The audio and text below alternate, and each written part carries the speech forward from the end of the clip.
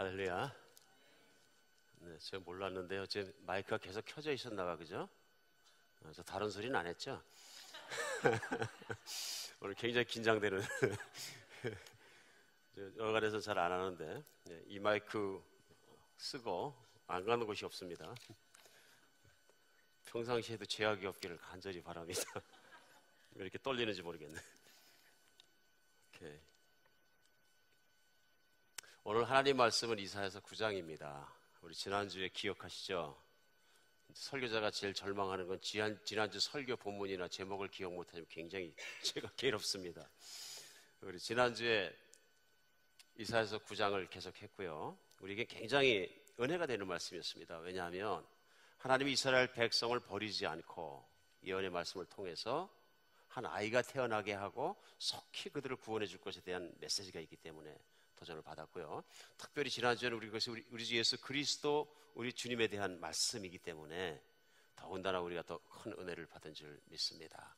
그런데 오늘 본문은 지난주에 이어서 똑같은 9장에서 8절부터 시작해서 마지막 21절까지 오늘 봉독하는 것을 여러분 다 같이 우리가 아멘 하고 받았습니다. 제가 앉아서 같이 이렇게 봉독해 주신 말씀을 듣다가 혹시 우리 여러분께서 무슨 뜻인지 알고 아멘 하셨나 걱정이 좀 됐습니다. 깊이 생각하셨겠죠? 그러니까 오늘 본문 내용은 무슨 얘기냐 하면은 저주 중에 저주를 받을 것이다 이런 얘기입니다. 그러니까 대표적으로 오늘 20절에 보면은 오른쪽으로 움킬지라도 줄이고 왼쪽으로 먹을지라도 배부르지 못하고 각각 자기 팔에 고기를 먹을 것이라. 끔찍한 말이죠. 자기 팔에 고기를 뜯어 먹을 것이라. 그리고 오른쪽으로 가도 배고프고 왼쪽으로 가도 배고프고 너희들이 욕망이 차지 않을 것이다. 아멘입니까? 아멘 하면 안 될 것 같죠? 왠지 모르게 이건 아멘이 아닌 것 같습니다. 오늘 말씀이 힘든 말씀입니다. 말씀을 말씀 전하기 전에 먼저 묵상을 할 때나 또 오늘 이 말씀을 다시 한번 읽어드리면 그 내용을 가만히 생각해 보면 이것을 아멘하고 받기에는 굉장히 힘든 말씀입니다. 근데 오늘은 이 힘든 말씀이 나에게 아멘이 되는 은혜가 있기를, 역전의 은혜가 있기를 제가 간절히 바랍니다. 왜냐하면 하나님 말씀만이 진실합니다. 우리 인생을 살다 보면 사람의 마음도 간사해서 저 자신도 그렇습니다만은 다 아전인수격으로 나에게 좋은 대로 해석하고 나에게 좋은 대로 잡아당깁니다. 사람은 그렇습니다. 그런데 하나님 말씀은 진실하십니다. 없는 것을 있다 하지 아니하시고 있는 것을 없다 하지 않으시는 진실무망하신 하나님께서 말씀을 대할 때만 느끼는 건 뭐냐면요, 하나님은 누구의 눈치도 보시지 않습니다. 간혹은 이제 부족한 사람이 혹은 때에 따라서는 설교자가 사람의 눈치를 보는 것이 문제가 있지 않은가 싶을 때가 많이 있습니다. 눈치 보지 않는 하나님의 말씀이 우리의 정말로 심 깊은 곳에 심곡을 꿰뚫어 주시는 그런 은혜가 있기를 간절히 바랍니다. 하나님 말씀만이, 성령의 능력만이 그렇게 하실 수 있을 줄 믿습니다. 이스라엘 백성은 오늘 본문에 나온 것처럼 문제가 많은 백성이었습니다. 성경 읽다 보면 어쩔 때 보면 많은 분들이 이스라엘 백성이 이렇게 말을 안 듣냐 그럴 때가 있습니다. 목이 곧습니다. 주님 말씀이요. 그래서 우리가 아는 것처럼 이스라엘 백성이 북에서 북왕조 이스라엘이 있고 아람 왕국이 있고 그 위에 또 다른 나라들이 있고 그 유다 왕국을 막 쳐들어왔을 때 얼마나 힘들고 떨리는데도, 그렇게 떨리는데도 선지자를 보내서 하나님께서 기도하라 하니까 하나님께 의뢰하지 않습니다. 멋진 얘기를 왕이 얘기합니다. 나는 하나님을 시험하지 않겠다. 하나님이 알아서 우리를 도와주실 일이지. 영적으로 멋진 얘기를 들고 믿음이 좋아 보입니다. 근데 껍데기만 믿음이 좋고 이스라엘 백성 믿음이 좋지 않다고 이사야서는 시작하자마자 1장부터 얘기합니다. 그래서 하나님께서 너희가 제사를 드릴지라도 번제 모두 희생 제물을 가져올지라도 11조를 바칠지라도 금식을 할지라도 어마어마한 일들을 할지라도 내가 받지 않겠다 하는 말씀이 1장에 시작되면서 이스라엘 사람들의 신앙의 진실을 확 뒤집어서 보여주십니다. 그러면서 대표적인 예가 나온 게 뭐냐면 하나님께서 그 백성을 연단하기 위해서 외침을 허락하셨는데, 그래서 와서 하루에 12만 명씩 장정을 죽이는 판국에서도 하나님께 울고불고 매달리지 않더라 하는 얘기입니다. 웬만하면 우리가 할 수 있어요, 이런 얘기입니다. 그러자 희망의 메시지를 주신과 동시에 반대 것을 주신 게 뭐냐면 오늘 저주의 연단의 메시지를 또 주시는 게 오늘 8절부터 이해합니다. 그래서 8절부터 다시 보면요, 주께서 야곱에게 말씀을 보내시어 그것을 이스라엘에게 임하게 하셨은즉 모든 백성은 아브라함과 사마리아 주민이 알 것이거늘 그들이 교만하고 완악한 마음으로 말하기를 벽돌이 무너졌으나 우리가 다듬은 돌로 쌓고 뽕나무들이 찢겼으나 우리는 백향목으로 그것을 대신하리로다 얘기합니다. 그랬더니 하나님께서 화가 나십니다. 그러면서 11절부터 보면 그러므로 그들이 그렇게 완악하기 때문에 여호와께서 르신의 대적을 일으켜 그들을 치게 하시고 원수들을 격동시켜서 앞에는 아람 사람의 뒤에서는 블레셋 사람을 세워서 모두 입을 벌려 그 이스라엘을 삼키게 하리라. 그럴지라도 여호와의 진노가 돌아서지 아니하고 손이 여전히 펴져 있을 것이다. 하나님의 진노를 폭발시킨 겁니다. 그런데 하나님의 진노를 폭발시킨 그 이유가 뭐냐면 9절에 나와 있고요, 그들의 마음이 교만하고 완악해서 그렇다. 그런 그들의 마음을 드러내는 행동이 무엇이냐면 10절입니다. 뭐라 그러냐면요, 이제 외침이 와서 외국에 있는 군대들이 와가지고 병사들을 죽이고 포로로 잡아가고 온 난리가 나고 약탈해가고 잿더미가 됐는데요, 그들이 뭐라 그러냐, 벽돌이 무너졌으나 우리는 다듬은 돌로 쌓고, 무슨 얘기냐면요, 벽돌집이었던 걸 대리석집으로 쌓으면 된다 그런 얘기입니다. 더 좋게 지으면 된다. 그리고 뽕나무가 지켰으나 우리는 백향목으로 대신하겠다. 뽕나무는 작고 꼬불꼬불하고 못생긴 나무입니다. 백향목은 쫙 뻗고 큰 대들보로 쓰이고 기둥으로 쓰이고 제목으로 쓰이는 가치 있는 나무가 백향목입니다. 그러니까 어차피 뽕나무가 없어진 거 우리가 거기다 백향목으로 재건하면 될 거 아니냐 이런 얘기입니다. 얼핏 듣기에는 야, 참 괜찮은, 역시 유대인들은 대단하다.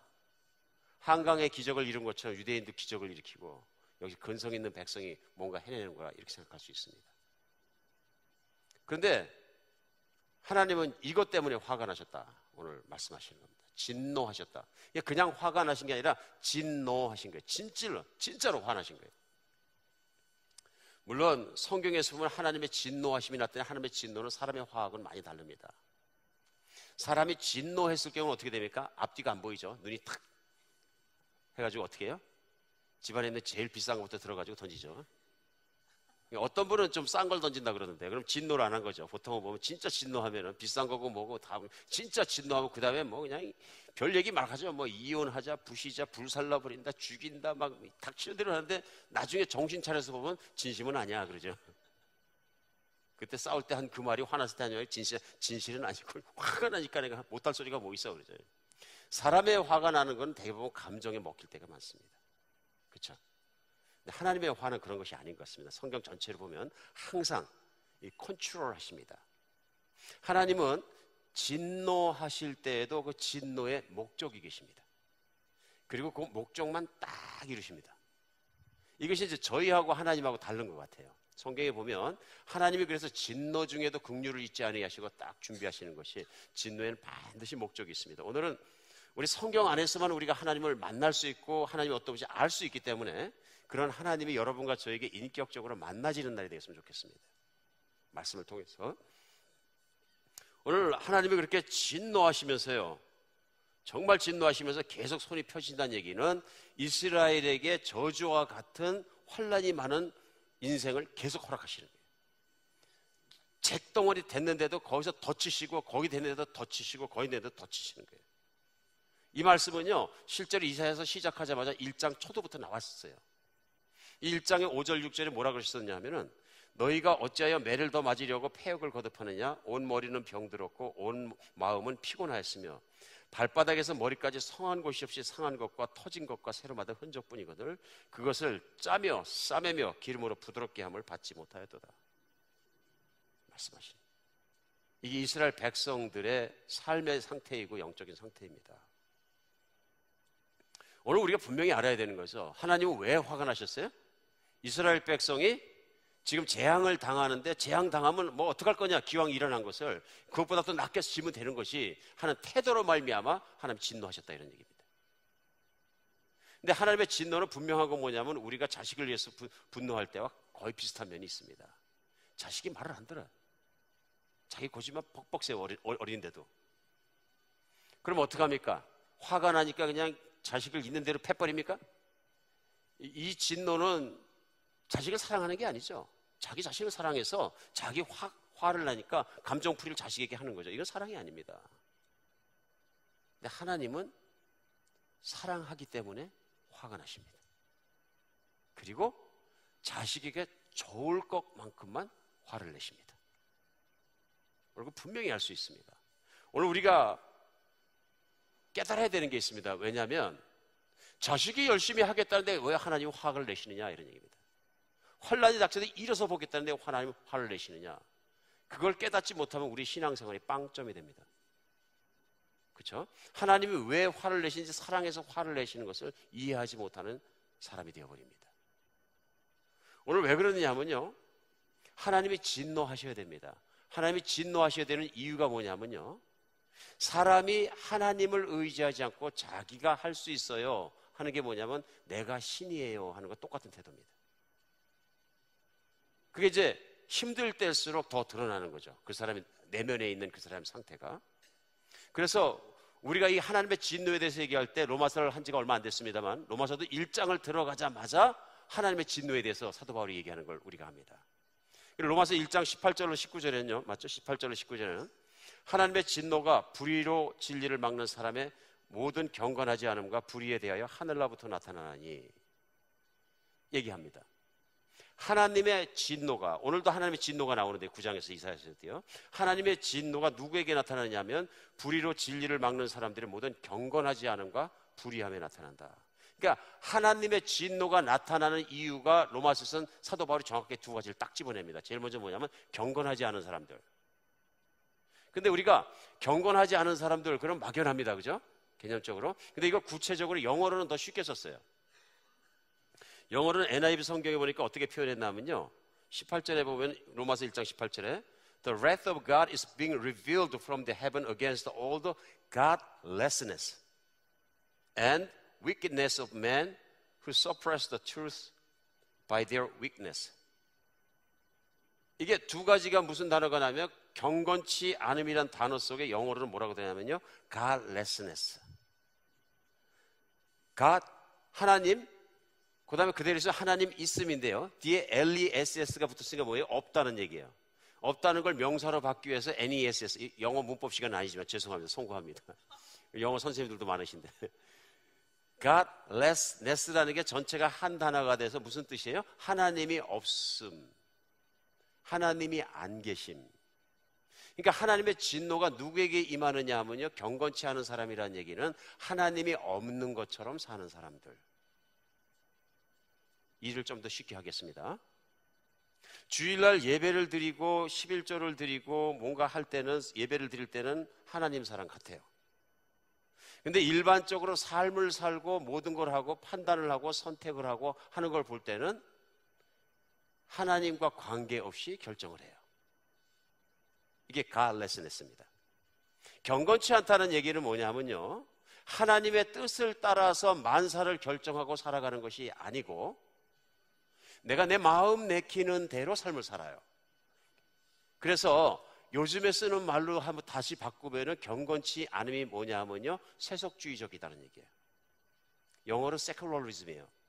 그러니까 현대 교회 안에 가장 큰 문제, 하나님의 분노를 촉발하고 하나님이 힘들게 하고 내 인생을 복되지 못하게 하는 가장 큰 요인은 뭐냐면요, 핍박이 아니라요, 세속주의예요. 교회가 세속의 세상의 방식에 물들어 버리는 거예요. 이게 제일 무서운 겁니다, 지금. 그러니까 착각 속에 들어가서 나는 은혜를 많이 받고 나는 복을 많이 받았다고 생각하는데 너 저주와 하나님의 분노 가운데 내가 있음에도 불구하고 분노를 모르는 거예요. 오늘 본문 말씀에도 나옵니다만은 특별히 리더서부터 그렇다는 거예요. 리더서부터. 그러니까 이스라엘도 문제가 뭐냐면 왕서부터 시작해서 모든 귀족들과 심지어는 제사장과 선지자들까지도 하나님의 진노를 촉발하였으면서 본인들도 그래서 살 뿐 아니라 백성들을 그렇게 인도해서 전체가 다 하나님의 복 없는 상태로 가서 나라가 초토화될 때까지 하나님은 연단시키신다, 이런 내용입니다. 오늘 이 말씀이 우리에겐 굉장히 심각한 얘기입니다. 이사야서 때 이스라엘 사람들은 말을 지독하게 안 들어. 그럼 나하고 관계가 없어요. 한번 묵상해 보십시오. 누구에게 대한 말씀이라고요? 오늘 이게 나와 내 교회와 내 신앙생활과 나의 관계된 말씀입니다. 결국 세속주의라는 건 뭐냐면요, 작고 큰 일을 생각하고 결정하고 살아갈 때 하나님과 상의하지 않고 하나님께 기대하지 않고 하나님께 기도하지 않고 하나님의 방법대로 하나님의 의를 따라 결정하지 않고 내 맘대로 사는 거예요. 무서운 말씀이죠. 무서운 말씀입니다. 그러니까 어떤 분들이 기도하실 때 하나님 일주일 내내 밖에 살면 죄를 짓다가 죄만 짓다가 와가지고 하나님 앞에 나와서 오늘 주일날 회개하게 하시니 감사합니다. 이게 회개가 아닌 거죠, 사실은. 그러니까 우리에게는 이게 무지막지하게 힘든 일일 수 있고요. 앞에서 말씀을 전하는 저나 우리 모두가 하나님의 진노의 상태에 들어갈 수 있다는 걸 생각해 보면 답답한 일이 아닐 수 없습니다. 이 말씀 전하면서 제가 묵상하면서 아침에도 깨지고 어저께도 깨지고 하나님 앞에 계속 깨지는 게 있어요. 그게 뭐냐면 에스겔서 33장을 묵상하게 하시고 34장을 묵상하게 하셨는데요. 거기 보면 에스겔 보고 얘기합니다. 인자야, 우리 예수님도 스스로를 인자라고 부르는 걸 좋아하셨는데요. 인자야 하고서는 the son of man, son of God, son of man이란 뜻이죠. 인자야 하고 부르시면서 에스겔 보고 너는 파수꾼이라. 너는 가서 파수꾼이 내 백성들에게 위기가 왔음을 경고하라. 백성들이 악한 것을 이제 맥시모까지 올라간 것을 가서 경고하라. 네가 가서 만약에 그렇게 경고하지 않으면 네가 죽을 것이고 네가 경고했는데 그 백성이 말을 듣지 않으면 백성이 죽을 것이다. 무서운 말씀입니다. 그러니까 설교자가 파수꾼입니다. 파수꾼. 하나님이 선포하라 그러면 영적 상태를 그대로 선포해야 되는 거예요. 근데 이건 힘든 것입니다. 설교자에게도 힘들고 듣는 사람에게도 힘든 것입니다. 그런데 우리는 이 말씀을 받아야 삽니다. 받아야 삽니다. 오늘 경건하지 않다는 얘기는 곧 가알레스네스, 하나님 없는 듯이 살아가는 것인데 우리의 삶 속에 우리가 하나님 없는 듯이 살아간 것은 없는가 한번 생각해 봐야 합니다. 두 번째, 로마서에서도 오늘 똑같이 하나님의 진노를 촉발한 것은 왜 그렇게 하나님의 분노가 말씀하시냐면 로마서 1장 18절에 경건치 않음과 또 뭐예요? 불의. 그러니까 unrighteousness. 하나님이 없는 것처럼 결정하기 때문에 결국은 불의한 삶을 살게 된다. 의롭지 못하는 삶. 그러니까 의롭지 못한 삶이라는 건 뭐냐면요, 하나님의 의를 이루지 못하는 거예요. 쉽게 얘기하겠습니다. 돈을 많이 벌어서 내가 부자로 살고 잘 살고 떵떵거리고 누리는 것은 어려운 삶일 수 있고 불의한 삶일 수도 있겠죠. 아니요. 하나님이 보실 때는 불의한 삶이 됩니다. 그러니까 불의한 재물을 가진 청지기 비유, 언젠가 한번 설교했고 또 앞으로도 할 것이지만요, 거기 보면 그 청지기는 별로 잘한 게 없어 보이고 또 나중에 보면 잘못한 것도 없어 보이고 헷갈립니다. 근데 하나님은 그를 불의한 청지기라고 부르고 그가 만지는 돈들을 불의한 재물이라고 부르십니다. 오늘 시간이 많이 걸려서 거기까지 안 들어가겠습니다. 근데 하나님이 말씀하신 성경의 의의는 그런 것이 아닙니다. 하나님의 거룩하심과 하나님의 모든 의의를 이루는 것이 의의입니다. 하나님의 의의는 내가 내 재산을 헐어서 그것으로 하나님의 거룩하심이 드러나는, 나누고 사랑하고 베풀고 하나님의 사랑을 이루는 것이 하나님의 의의입니다. 근데 우리 세속적인 생각은 내가 법에 어긋나지 않고 하나님의 복을 줘서 돈을 많이 벌어서 내가 부자로 누리는데 그게 뭐 문제가 있나? 아니요. 우리 예수님께서 비유를 들으실 때 부자와 거지 나사로 말씀을 하시면서 전에 말씀드렸죠? 그 비유의 내용으로 봤을 때 부자는 뭐 특별한 걸 잘못했다고 말씀하지 않습니다. 단지 문 밖에서 허른 데를 핥고 있었던 개가 그 거지를 거들떠 보지 않은 것이 죄라고 하죠.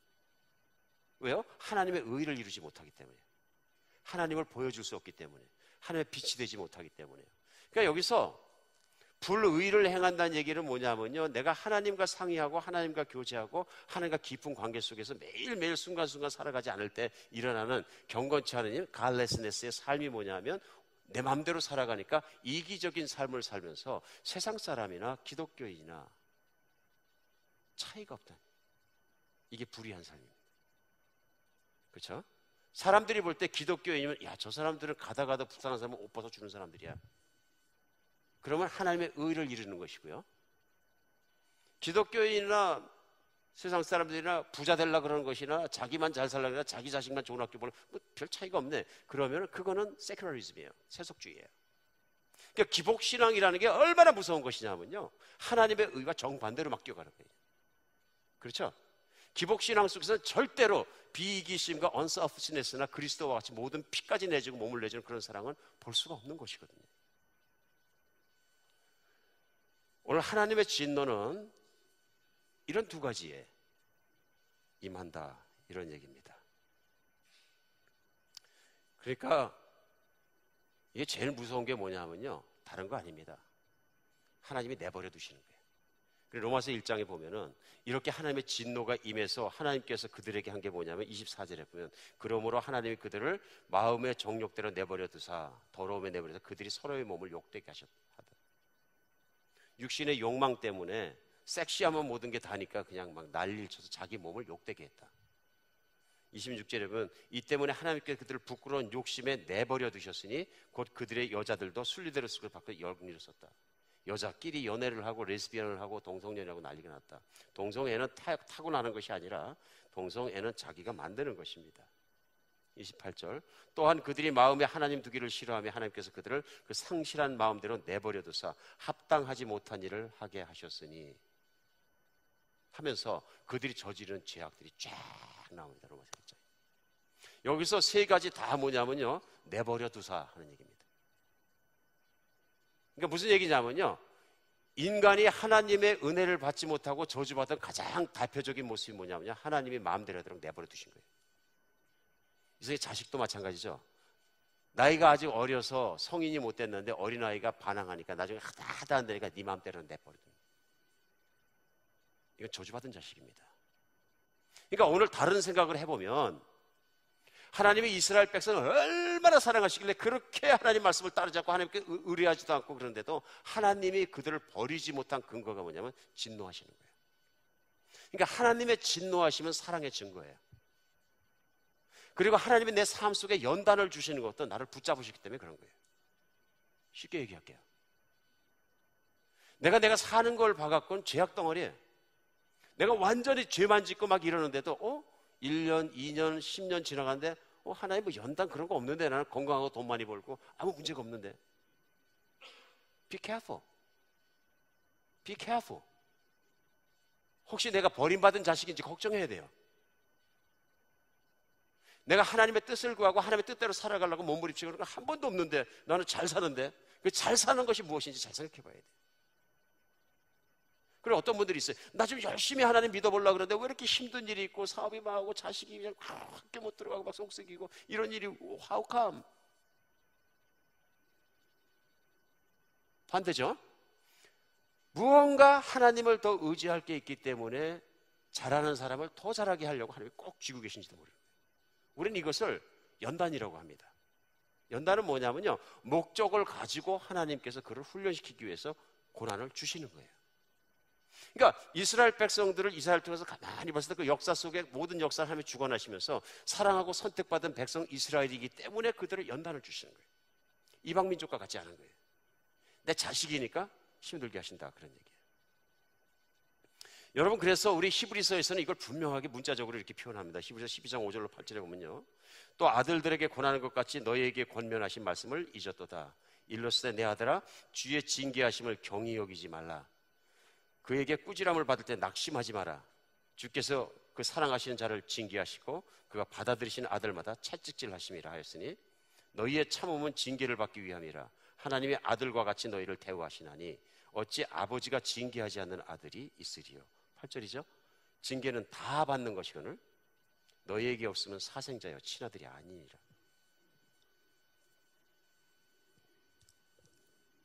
여러분, 사랑의 반대말은 뭐라고요? 미움이 아니고 무관심이라고요. 무관심은 뭐냐면 버렸다는 얘기예요. 그러니까 예전에 우리 흔한 말로 했을 때 남자가 제일 비참한 얘기가 마포 남편이라고 그러잖아요. 마누라도 포기한 남편. 오죽하면 같이 사는 와이프가 웬만하면 살 텐데 나의 언덕이고 나의 기댈 곳이고 나의 안정감인데 그걸 버렸겠느냐. 소망이 없다고 생각하니까 버렸다. 오늘 하나님의 강력한 사랑의 증거가 뭐냐면요, 나에게 연단을 주시는 거예요. 하나님이 이스라엘을 진짜 뜨겁게 하나님의 지난주에 말씀드린 하나님의 열심으로 열정적으로 패셔네이트하게 불타도록 사랑하신다는 게 뭐냐면 사랑하는 것만큼 화가 나시는 거예요. 화가 난다는 얘기는요, 사랑한다는 얘기입니다. 믿으십니까? 이제는 아멘 하셔도 됩니다. 그러니까 오늘의 메시지는 저주의 메시지가 아니라 축복의 메시지가 되는 거예요. 뒤집히는 거죠. 오늘 하나님 안에서 그렇습니다. 그러니까 세상을 살아가면서 하나님을 화나게 하지 않고 하나님의 사랑을 받으면서 내가 복을 다 누릴 수 있는 길이 있을까요? 물론 있죠. 그게 뭡니까? 예, 성경은 뭐라고 답변하시냐면 우리가 겸손하든지 온유해지면 됩니다. 그러니까 온유한 자는 복이 있습니다. 온유한 자. 근데 성경에서 복을 받는 길은 하나밖에 없는 거예요. 온유해지는 거예요. 겸손해지는 거예요. 그럼 온유한 사람이 어떤 사람입니까? 우리 교회 아이 이름이 온유인데 이름 너무 잘 줬어요. 너무 잘 줬어요. 여러분들 온유한 사람, 그럼 옆에 이렇게 쳐다보시면 어떤 분이 온유한지 딱 생각이 나죠? 대개 보면 어떻게 뽑느냐면요, 착한 사람, 화를 잘 안 내는 사람, 부드러운 사람, 뭐 그런 사람들이에요. 맞습니까? 근데 성경은 그렇지 않아요. 문제는요. 그러니까 교회 안에서 제가 수요일도 말씀드렸습니다만은 자꾸 착각하는 게 뭐냐면 교회에서 온유하고 충성되고 좋은 일꾼을 뽑아달라 그러면은 제일 먼저 착한 사람, 화 잘 안 내는 사람 이렇게 생각하는 거예요. 근데 착각을 하니까 그분이 이제 사실은 온유한 분이 아닐 수도 있다 그런 얘기예요. 전혀 온유하지 않을 수도 있다. 그분은. 그러니까 사람이 원래 태어나면서부터 그런 분도 가끔 있는 것 같고요. 또 환경에 의해서 착해 보이고 부드럽고 성격이 그렇게 온화해 보이는 사람들이 있습니다. 그 나쁜 건 아닙니다. 근데 뭐냐면 그것이 온유한 사람은 아닐 수 있다는 데 문제가 있습니다. 그분이 약해 보일 수도 있고 부드러워 보일 수도 있지만 그 내면은 강팍한 분일 수 있다 그런 얘기. 강팍한 사람일 수 있다. 그러니까 똑같은 얘기입니다. 저는 목사님 제가 연약한 사람이라 신앙생활 잘 못합니다. 이게 착각이죠. 저는 자꾸 쓰러지고 연약한 사람이라 그런가 봐요. 아닙니다. 강한 분이시라 그런 거다. 강하다. 오늘 이스라엘 백성이 이사야서 9장의 말씀에 이들이 강팍하고 목이 곧은 백성이에요. 그렇죠? 오늘 그래서 시작하자마자 8절에 나오는 말씀도 이스라엘 백성이 진노하신 가장 큰 이유가 뭐냐면요. 9절에 나오죠. 이들이 교만하고 완악한 마음. 어쩌면 우리 마음이 완악하기 때문에 그런 것입니다.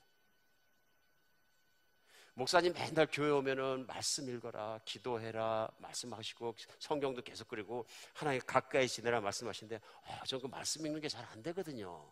기도도 하루만 하면 안 되거든요. 저는 약해서 신앙생활이 힘들어요. 가만히 생각해 보세요. 이게 약한 거예요? 강한 거예요?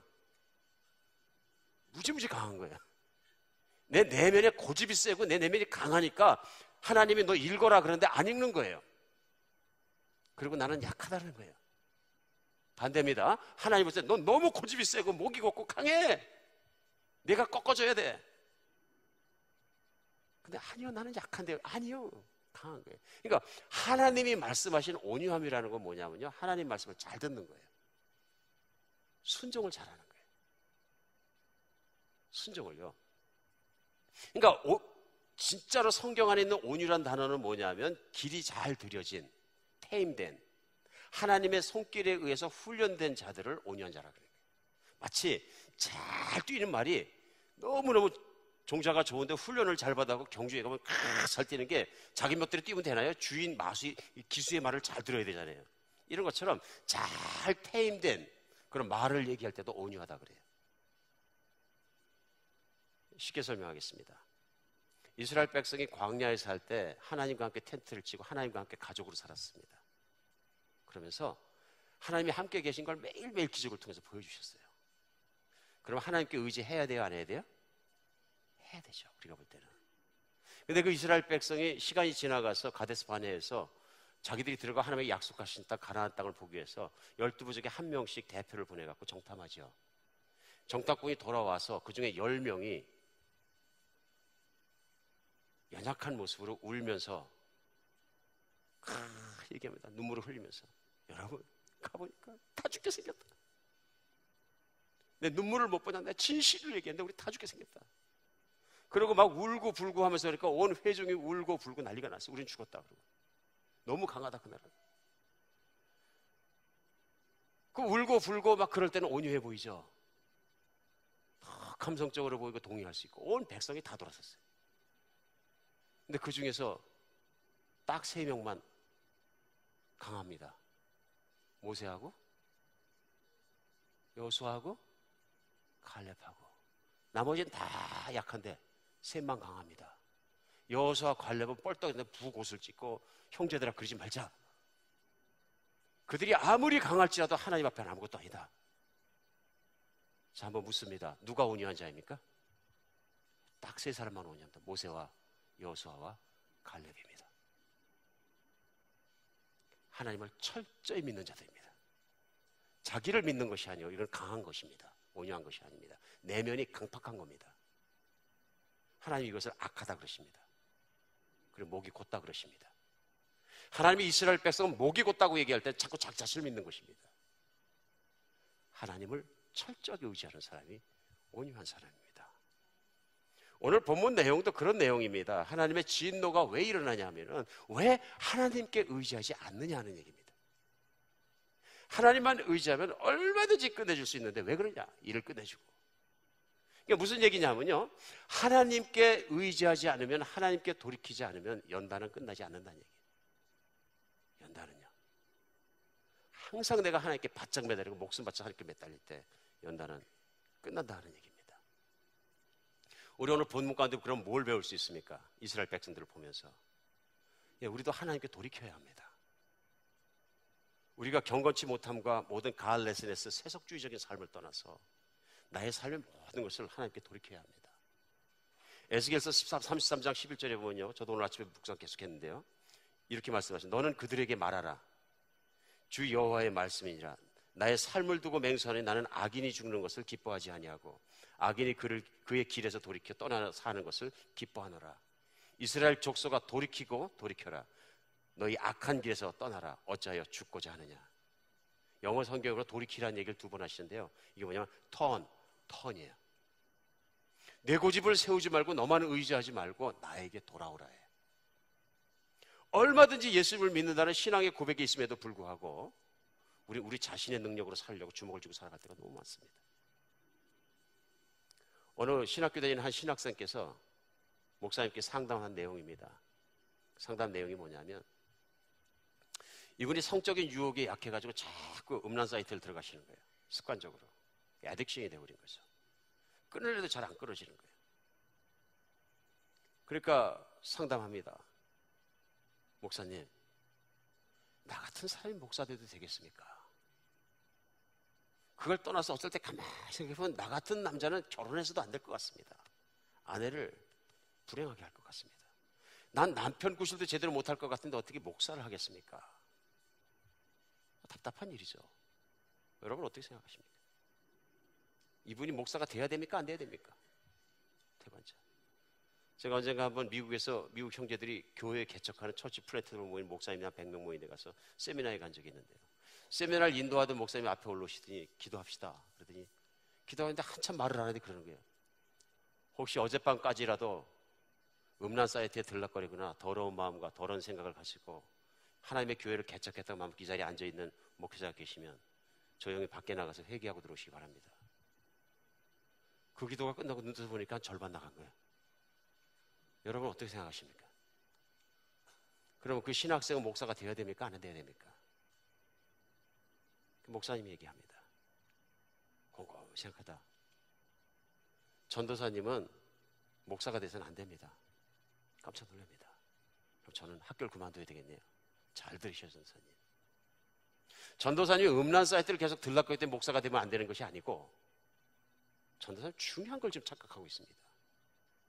그것이 뭐냐면은 예수를 믿는 사람이든 믿지 않는 사람은 동일하게 목사건 아무리 신령하시면 누구나 육신 속에 있는 동안은 유혹은 다 받습니다. 하나님이 유혹을 없애주지는 않습니다. 죽을 때까지는. 그러면 성적인 유혹, 재물적인 유혹, 명예에 대한 유혹, 모든 유혹이 다 옵니다. 그리고 쓰러질 수 있습니다. 근데 중요한 건 뭐냐면은 그런 유혹이 올 때마다 내 안에 계신 그리스도를 얼마나 붙잡고 있느냐는 것이지, 하나님 나는 이런 유혹이 없기 때문에 신학교라고 목사가 됐다는 것은 그건 착각입니다. 중요한 건 뭐냐면 내 안에 계신 예수 그리스도를 얼마나 의지하고 붙잡고 있느냐는 그 신앙이 목회자가 될 수 있느냐 안 될 수 있느냐 자질을 결정하는 것이지. 그렇죠? 그것이 그분의 캘렉터를 결정하는 것이지, 어떻게 내가 하나도 나쁜 생각을 안 한다고 그분이 목회자가 될 수 있는 것이냐 하는 얘기입니다. 목회자만 그런 것이 아니라 우리 신앙생활 똑같습니다. 신앙인들이요.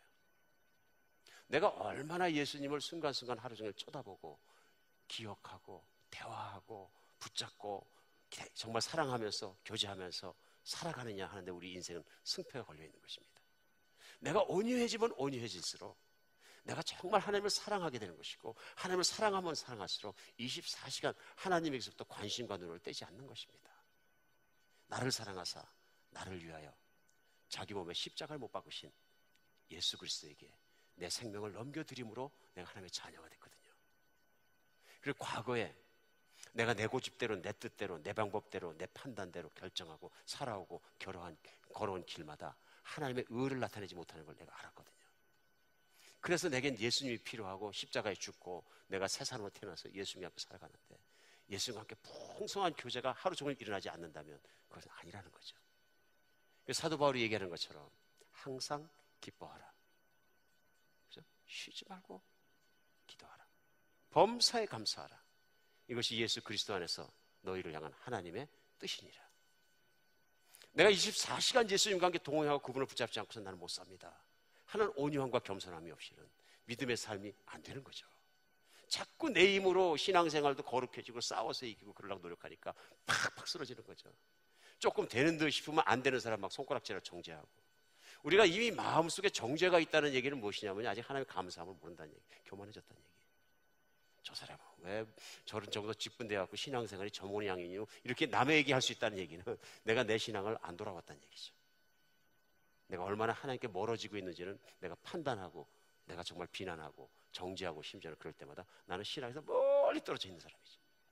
오늘 말씀은 사실은 송구스러운 것은 이제 하나님의 막 안으로 들어오려고 지금 생각하고 있는 분들에게는 굉장히 어려운 말씀입니다. 그런 분들에게는 제가 오늘 따로 말씀드리고 싶습니다. 예수님을 믿으시기 바랍니다. 예수님을 받아들이시기 바랍니다. 오늘 두 가지 종류가 있을 수 있습니다. 이 말씀이 전혀 무슨 말이지, 난 정말로 화가 난다. 어떤 분은 이건 내가 신앙생활 잘한 줄 알았는데 아니네. 두 번째는 믿는 분입니다. 첫 번째는 복음을 들으시고 예수님을 나의 주님으로 받아들이셔야 되는 분이십니다. 하나님은 내 고집대로 살아오는 것을 자유라고 말씀하지 않습니다. 내 고집대로 살 때는 이미 타락한 본질이 내 안에 있기 때문에 나는 눈에는 보이지 않지만 악한 존재의 종이 되어버립니다. 어릴 때부터 너무 그 생활을 오래 해왔기 때문에 나는 내 독단심대로, 내 결정대로 사는 걸 자유라고 생각합니다. 아닙니다.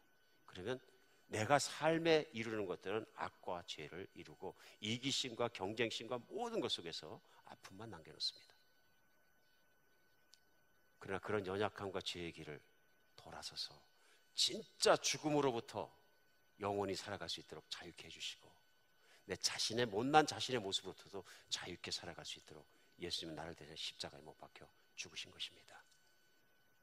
오늘 그걸 믿으시기 바랍니다. 이게 하나님께로 돌아서는 것입니다.